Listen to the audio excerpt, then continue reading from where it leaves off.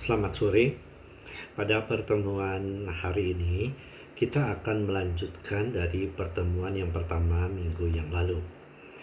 Dalam pertemuan pertama, saya sudah menjelaskan kepada Anda semua, ada suatu konsep yang memang sangat baik sekali yang pada waktu itu digagas oleh Bapak Presiden Jokowi yang kita kenal dengan konsep ease of doing business. Ya, ease of doing business ini adalah sebuah konsep yang bagaimana dengan sebuah regulasi dan kebijakan-kebijakan yang ada dari pemerintah untuk memudahkan suatu investasi itu bisa masuk ke Indonesia. Kita mengetahui bahwa Indonesia saat yang lalu itu bukan negara yang menjadi pilihan bagi para investor. Indonesia masih banyak regulasi-regulasi yang cukup memberatkan atau menyulitkan bagi seorang investor untuk melakukan suatu investasi di Indonesia. Kondisi demikian inilah yang tentunya tidak memberikan suatu iklim yang kondusif bagi investasi di Indonesia. Ya. Nah, konsep dari Pak Jokowi tentang ease of doing business ini, kita melihat bagaimana dengan regulasi yang baik, kemudian juga dengan birokrasi yang tidak feodal, birokrasi yang yang memudahkan bagi seorang investor itu untuk memasuki suatu investasi di Indonesia. Investasi yang kita ketahui kan, ada investasi yang bersifat direct atau langsung, dan ada yang indirect investation atau investasi yang tidak langsung. Ini ada perbedaan yang cukup fundamental yang harus kita pahami. Ya, nah minggu lalu sudah saya jelaskan, dan pada hari ini saya akan menjelaskan mengenai kenapa suatu investasi itu memberikan sesuatu hal yang menguntungkan dan juga dasar hukumnya. Pertama, kita tetap harus mengingat bahwa dasar hukum dari kegiatan perekonomian atau investasi itu ada di dalam Undang-Undang Dasar 1945, ada di dalam pasal 33 ayat keempat dari Undang Dasar 45 yang menyatakan perekonomian nasional diselenggarakan berdasarkan atas demokrasi ekonomi, ya, dengan prinsip kebersamaan, dengan prinsip wawasan lingkungan, kemandirian, serta menjaga keseimbangan kemajuan dan kesatuan ekonomi nasional. Jadi di sini kita melihat ada beberapa poin, atau kita melihat juga ada beberapa faktor yang harus diperhatikan dalam suatu investasi itu. Satu, kebersamaan. Jadi investasi ini kita melihat bagaimana investasi ini merupakan sesuatu hal baik antara pemerintah Indonesia maupun juga dengan investor ini, ada sesuatu hal yang secara mutual ini bisa memberikan suatu keuntungan secara bersama. Tidak ada seorang investor mau menanamkan modal di Indonesia kalau memang tidak memberikan keuntungan. Jadi faktor keuntungan tentu harus menjadi pertimbangan dari seorang investor. Ya, bisnis tetap adalah bisnis. Tidak mungkin seorang investor itu menanamkan sesuatu tanpa memperhitungkan masalah keuntungan. Yang kedua, kita melihat adalah berwawasan lingkungan. Nah, berwawasan lingkungan itu artinya kita melihat dampak-dampak suatu kegiatan, ya, penambangan misalnya yang terjadi di Bangka Belitung. Kalau kita perhatikan di sana, apa akibatnya saat sekarang? Kita melihat lingkungan di Bangka Belitung itu sudah menjadi rusak. Nah, kita ini harus diperhatikan. Jangan sampai menarik sesuatu keuntungan, tetapi dampaknya menjadi besar di kemudian hari. Ya. Selain misalnya mengenai penambangan, banyak hal yang lain juga. Faktor lingkungan itu harus diperhatikan. Satu, misalnya penambangan hutan. Ya. Penebangan hutan ini banyak membuat akhirnya ini adalah erosi. Apa yang terjadi dalam hal ini? Tentunya kita melihat bahwa dengan terjadinya erosi ini, kita melihat bahwa tanah-tanah menjadi longsor dan lain-lain sehingga merugikan penduduk di sekitarnya. Kita lihat hampir di semua kota besar ini terjadi. Properti. Kalau kita perhatikan, properti ini tujuannya adalah untuk membuat sesuatu perumahan yang memang bisa satu menguntungkan buat para pembeli karena faktornya rumahnya menjadi sesuatu di lingkungan yang menyenangkan, harganya ya cukup relatif, kemudian cara pembeliannya ini bisa dengan jangka waktu yang cukup panjang. Hal ini tentu sangat menguntungkan. Sehingga dengan hal yang menguntungkan ini, kita melihat banyak sekali pemberian izin kepada developer. Kalau mendapat pemberian izin kepada developer, kemudian developer melakukan sesuatu, misalnya cut and fill suatu wilayah, dibuat suatu perumahan, ada dampaknya tidak terhadap lingkungan. Nah, ini yang harus kita perhatikan juga. Kemudian kemandirian, kita melihat bahwa apa yang dilakukan seorang investor dalam suatu investasi di Indonesia, kita harus melihat bahwa bagaimana orang Indonesia ini sendiri juga bisa mandiri ke depannya, ya. Kemudian bisa juga menyerap teknologi, menyerap pengetahuan yang ada, sehingga hal ini bisa menguntungkan buat perkembangan selanjutnya. Kemudian yang terakhir, faktor yang terakhir adalah keseimbangan kemajuan dan kesatuan ekonomi secara nasional. Kita melihat sekarang, ya, bagaimana di semua daerah di Indonesia. Apakah kemajuan perekonomiannya semua sama rata, ataukah masih banyak daerah-daerah yang penduduknya ini masih belum bisa menikmati dari suatu pembangunan. Nah, artinya investasi ini bisa dilakukan tidak hanya di lingkungan satu wilayah saja, tapi investasi ini bisa dilakukan ya di seluruh wilayah Indonesia. Misalnya dari Sumatera, Kalimantan, kemudian di Sulawesi, di daerah-daerah Bali, Nusa Tenggara Timur, Nusa Tenggara Barat, tidak hanya difokuskan di Jawa saja. Oke, itu adalah latar belakang investasi. Ya. Kemudian kita akan melihat juga faktor-faktor apa sih yang menjadi permasalahan negara berkembang khususnya Indonesia dalam pembangunan ini. Pertama, tingkat tabungan masyarakat yang masih rendah. Masyarakat Indonesia sampai saat ini kita melihat berapa persen yang bisa menabung. Apakah penghasilannya itu hampir seluruhnya ini ya dihabiskan untuk konsumsi? Adakah yang dapat dia tabung? Kalau memang kita melihat bahwa faktor tabungan ini masih rendah, kita melihat satu penyebabnya. Apakah ya penghasilan dari masyarakat Indonesia ini masih kurang, ataukah yang kedua tingkat konsumtif dari masyarakat. Nah, itu yang kita harus perhatikan. Yang kedua, akumulasi modal yang belum efektif dan efisien. Jadi artinya akumulasi modal ini kita bisa melihat berapa banyak modal yang bisa dikumpulkan dari masyarakat. Kalau memang akumulasinya ini belum secara signifikan, artinya ini kita katakan belum efektif. Skill yang belum memadai. Sekarang kalau suatu investor mau melakukan suatu investasi di suatu daerah tertentu, pertanyaannya, apakah tenaga kerjanya itu sudah memiliki suatu keahlian yang sesuai dengan kompetensi yang diminta? Kadangkala kita melihat suatu pemerintah daerah menyatakan kalau seorang investor mau melakukan suatu investasi di suatu daerah tertentu, mereka memintakan bahwa putra daerahnya itu harus bisa bekerja dalam persentase tertentu. Kita kembali, apakah putra daerah itu sudah mampu, sudah memenuhi kompetensi yang diminta sesuai dengan kualifikasi dari perusahaan? Nah, ini yang harus diperhatikan.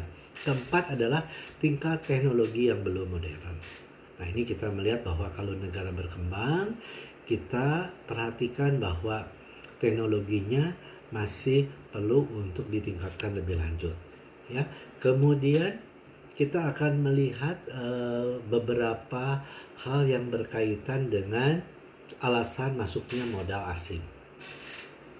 Ya, kalau investor mau melakukan investasi di Indonesia sebagai contohnya, ya, kalau investornya misalnya mau melakukan satu investasi di Bali, direct investation, ya, apa yang memang kita melihatnya?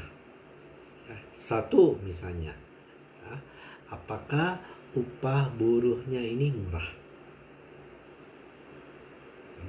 Sekarang kita melihat bahwa di satu sisi pemerintah meningkatkan dengan upah minimal regional.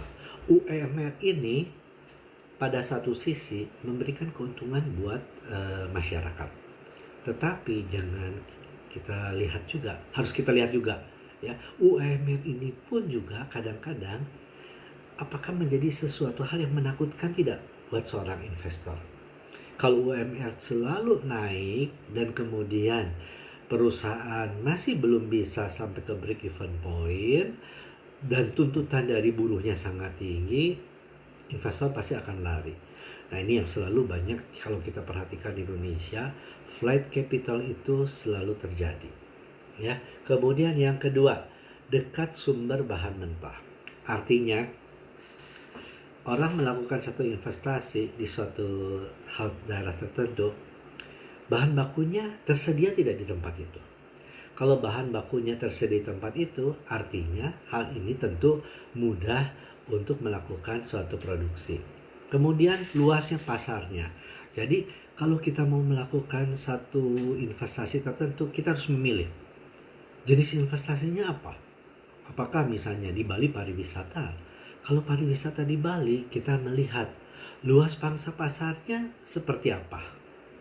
Ya, ingat bahwa kalau seorang wisatawan yang datang ke Bali itu, kemudian dia menginap, kita harus melihat apakah wisatawan itu domestik atau wisatawan itu mancanegara. Kita lihat karakter masyarakat Indonesia. Masyarakat Indonesia selalu kalau mencari tempat wisata itu, atau kita melihat tempat penginapan, hotel dan lain-lain, selalu yang dekat dengan banyak keramaian. Ada misalnya mall, ada tempat kuliner dan lain-lain. Itu yang paling laku. Ya, tapi kalau kita masuk ke mana pangsa pasar yang dituju, misalnya turis di Australia atau turis misalnya di Eropa dan lain, atau turis dari Jepang, dari China, tentu hal ini berbeda. Jadi kita harus melihat karakter dari misalnya ya turis yang mau kita tuju, sehingga pengambilan suatu tempat di mana kita melakukan investasi itu dapat dirasakan secara tepat. Ya, kemudian kita melihat juga apakah bisa menjual teknologi atau tidak. Jadi Indonesia kalau mau menerima investor asing, tentu juga Indonesia harus melihat apakah ya investor asing ini ada alih teknologi atau tidak. Ya, kalau alih teknologi ini bisa meningkatkan kemajuan bagi masyarakat Indonesia, ya tenaga kerjanya dan lainnya, tentu investasi ini akan menguntungkan. Ya, kemudian kita melihat menjual bahan baku untuk dijadikan bahan jadi. Ya, jadi kita melihat bahwa apakah di dalam hal ini ketersediaan bahan bakunya cukup atau tidak.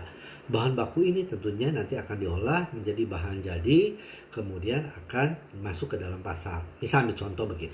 Ya, kalau kita perhatikan misalnya industri tekstil di Kota Bandung di Jawa Barat, kita lihat satu, bahan bakunya dari mana? Apakah Kota Bandung ini atau Jawa Barat ini bahan baku tekstil cukup atau tidak?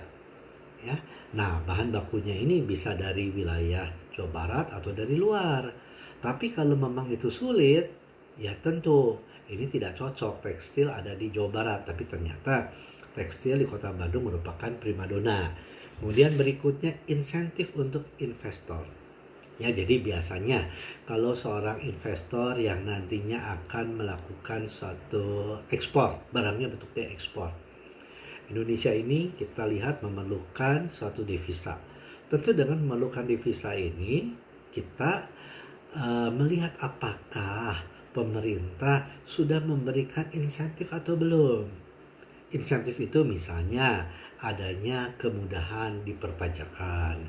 Kemudian insentif itu bisa ada kemudahan juga di dalam melakukan transaksi ekspor ke luar negeri.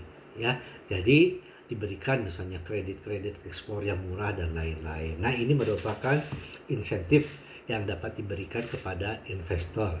Tentunya ini kita melihat bahwa antara pemerintah dengan investor ada mutual, ada suatu keuntungan yang memang harus diberikan secara bersama.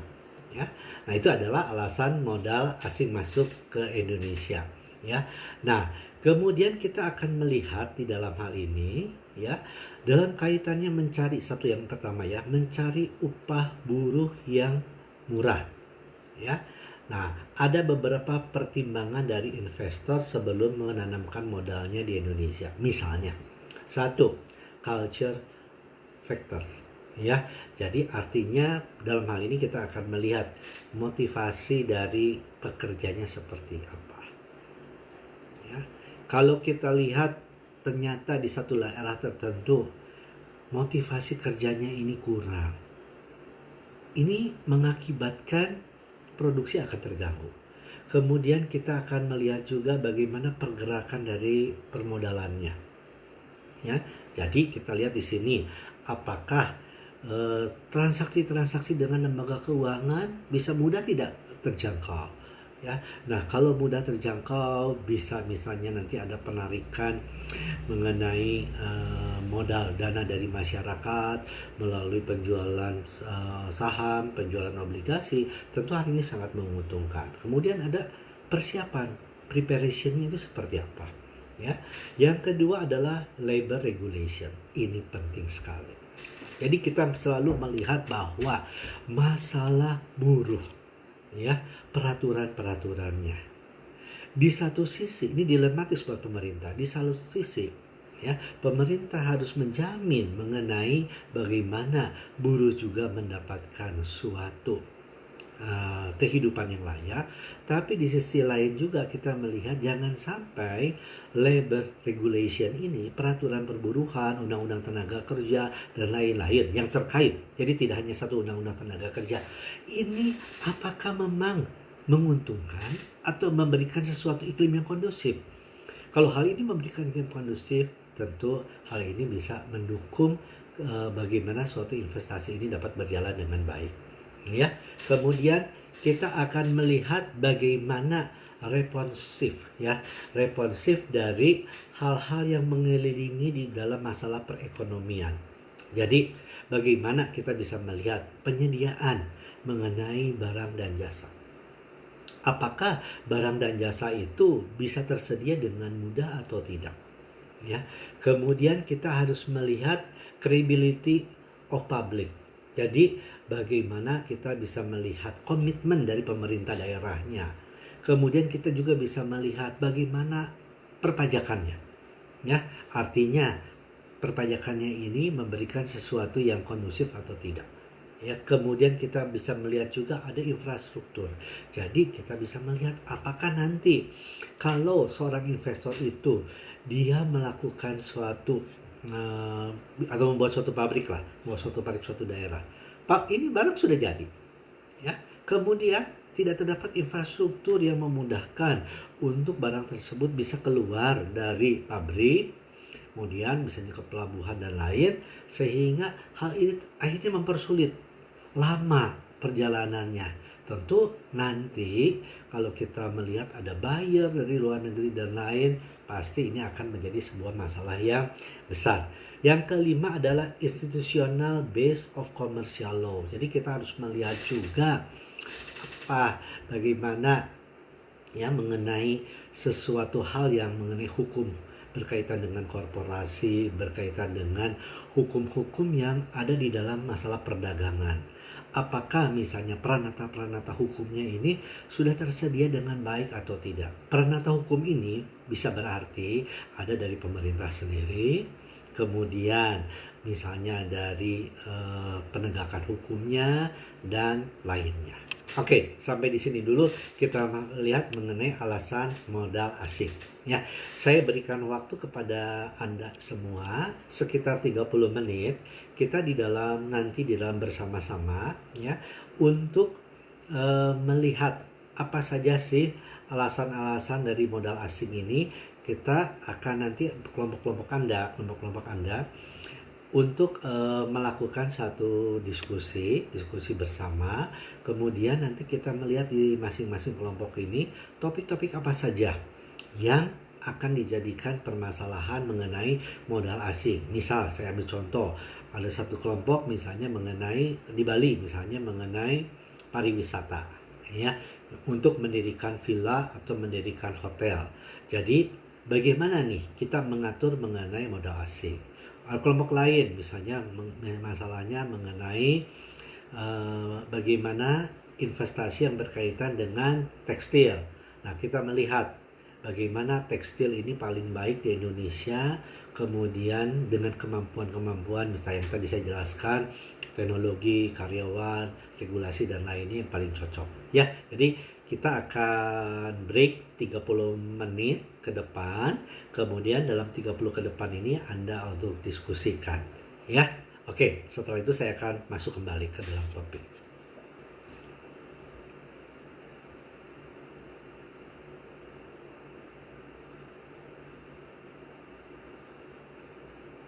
Ya, oke. Setelah 30 menit dan setelah kita melakukan diskusi, saya akan memberikan beberapa kesimpulan mengenai perlunya transfer teknologi. Ya, transfer teknologi. Jadi gini, ya, Bapak Ibu sekalian, saudara-saudara, kalau kita perhatikan transfer teknologi ini adalah meliputi yang pertama adalah produk. Jadi kalau kita lihat sekarang apa yang mau kita ambil contoh ya, misalnya ada misalnya pembuatan tekstil ya, produknya ini adalah tekstil. Kalau produk tekstil ini tentu kita akan melihat teknologi untuk tekstil yang terbaik saat sekarang seperti apa. Tentu kita harus melihat di sini adalah satu kemudahan di dalam menjual produk tersebut, artinya produk tersebut punya keunggulan dari kualitas dan lainnya. Kemudian masalah efisiensi dan lainnya. Kemudian yang kedua, proses dari produk tersebut. Proses ini selalu berkaitan dengan kemampuan dari karyawannya, kompetensi dari karyawannya. Yang perlu kita perhatikan di sini, apakah karyawannya tersebut punya motivasi atau tidak di dalam melakukan satu kegiatan produksi ini ya. Jadi kadang-kadang kita lihat misalnya karyawan tertentu misalnya dia mau untuk belajar, itu bagus, tapi kita juga kadang-kadang melihat bahwa karyawan hanya mau kerja tapi tidak mau melakukan satu perubahan untuk meningkatkan kompetensi. Ini akan menjadi masalah besar ya. Kemudian yang kita melihat di dalam hal ini adalah beberapa hal mengenai satu ya, apakah dari suatu perusahaan itu dia melakukan satu manajemen yang baik. Manajemen yang baik itu artinya apakah ada training, peningkatan untuk karyawannya, kemudian manajemen sumber daya, bagaimana mengenai tingkat kesejahteraan dari karyawannya, kemudian perumahannya dan lain-lain.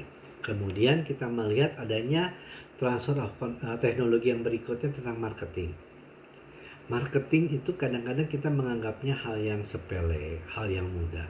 Tapi marketing itu sebenarnya sesuatu hal yang sangat perlu untuk dipelajari. Kenapa? Karena marketing itu memiliki suatu art, suatu seni. Jadi kalau kita tidak memiliki sesuatu kemampuan untuk melakukan pemasaran dengan baik, tentu ini juga akan berpengaruh kepada produksi. Ya, berikutnya ini adalah fasilitas dari pemerintah. Pemerintah di dalam hal ini apakah dia memberikan fasilitas tax holiday? Ya, nah fasilitas tax holiday ini tentunya ada beberapa hal yang penting ya. Satu, memfasilitasi kedekatan antara pusat produksi dengan pasarnya. Ya, kemudian menyediakan tenaga kerja yang terdidik dan terampil. Kemudian juga menyediakan sarana dan prasarana dan menciptakan stabilitas ekonomi, politik, dan keamanan. Ya. Nah, kemudian ada dua teori tentang penanaman dari modal asing.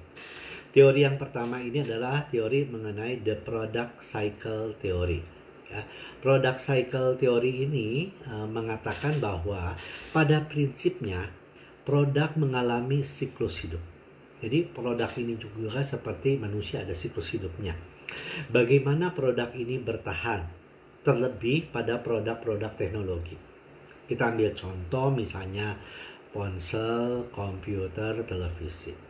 Perkembangan teknologi di dalam tiga produk ini adalah sangat tinggi. Kalau kita perhatikan ponsel, setiap tahun ponsel ini teknologinya ini selalu mengalami sebuah perkembangan, mengalami pembaharuan. Apakah kita akan mengikuti terus? Nah, bagaimana suatu produk yang baru ini bisa menarik masyarakat? Ternyata masyarakat milenial ini terhadap suatu perubahan mengenai suatu produk, dia ini sangat antusias sekali. Sehingga begitu ada ponsel baru di pasaran, ini tentu akan menarik minat dan mereka menjadi salah satu pangsa pasarnya. Ya, nah kemudian dalam product cycle ini terdapat beberapa tahapannya ini. Satu, tahapan yang pertama, fase permulaan. Bagaimana produk itu dibuat, diperkenalkan, dan melakukan inovasi. Jadi misalkan tadi yang ponsel yang tadi ya. Jadi bagaimana produk ini dibuat, artinya teknologinya baru. Kemudian diperkenalkan, ada launchingnya. Jadi perkenalkan itu dalam bentuk misalnya ada iklan di televisi atau ada pameran-pameran tertentu ya. Kemudian di dalam hal ini inovasi apa yang telah dilakukan? Biasanya mengenai komponen-komponen yang barunya ini selalu ditonjolkan dan dibuat sedemikian rupa sehingga masyarakat ini menjadi tertarik. Fase yang berikutnya itu adalah fase perkembangan. Jadi produk ini diperkenalkan di dalam masyarakat. Nah, ini biasanya banyak hal kalau kita melihat misalnya produk-produk seperti ponsel, kemudian mobil dan lain-lain, atau juga sampai properti. Ya, kalau properti ini biasanya diperkenalkan itu dalam suatu pameran, dalam suatu launching, sehingga pada waktu kalau mengikuti pameran ini melakukan suatu misalnya penutupan closing dari suatu penawaran, tentu mendapatkan suatu misalnya adanya keringanan, kemudian mendapatkan suatu diskon atau mendapatkan bonus-bonus tertentu. Kemudian fase pematangan standarisasi. Jadi kalau kita lihat suatu produk ini tentunya harus ada sebuah standarisasi. Jadi produk tertentu yang ada di masyarakat ini tentu jangan sampai nanti di-reject. Kalau sampai ini di-reject, tentu ini akan mengalami sesuatu ketidakpercayaan dari masyarakat terhadap produk tersebut. Ya. Nah, kemudian kita akan melihat menempatkan tahapan produksi ini di negara yang berbeda. Jadi artinya bisa terjadi ya. Apakah semua tahapan ini akan dilakukan di suatu negara, misalnya di Indonesia? Oh, ternyata ini tidak memungkinkan. Jadi ada produk-produk tertentu, komponen-komponen tertentu itu dilakukan di luar negeri. Kemudian nanti akan dirakit di Indonesia. Ya, tujuannya kemana ini semuanya ini? Tentu akhirnya ini adalah bagaimana menekan suatu produksi ini agar bisa memiliki satu biaya yang rendah. Ya, jadi ini adalah kesimpulan dari pertemuan kita yang kedua ini. Tentunya pertemuan ini selalu akan terkait bagaimana Anda juga dalam diskusi-diskusi yang telah dilakukan ini bisa untuk menarik suatu kesimpulan apa saja yang kita dapatkan pada kesempatan ini. Ya, satu lagi yang saya inginkan dari Anda, bahwa untuk minggu depan kita ada satu penugasan di mana penugasan ini tentu kaitannya ya bagaimana masalah investasi ini dikaitkan dengan kondisi yang ada saat sekarang, yaitu kondisi mengenai COVID-19 ini ya. Jadi hal ini tentunya untuk kita bisa melakukan sesuatu hal yang kita memiliki sesuatu nuansa atau suatu kita rasa bagaimana nih masalah bisnis dengan terjadinya sebuah musibah ini, dampaknya bagaimana. Tentunya kita tetap harus memperhitungkan jangan sampai ada dampaknya ini dari segi ekonomi ya. Tapi di sisi lain, karena kita mempelajari tentang hukum investasi, kita melihat juga bahwa masalah-masalah ini harus disoroti dengan masalah regulasi dan hukum. Oke, pertemuan pada hari ini kita akhiri. Selamat sore dan selamat mengerjakan tugas. Terima kasih.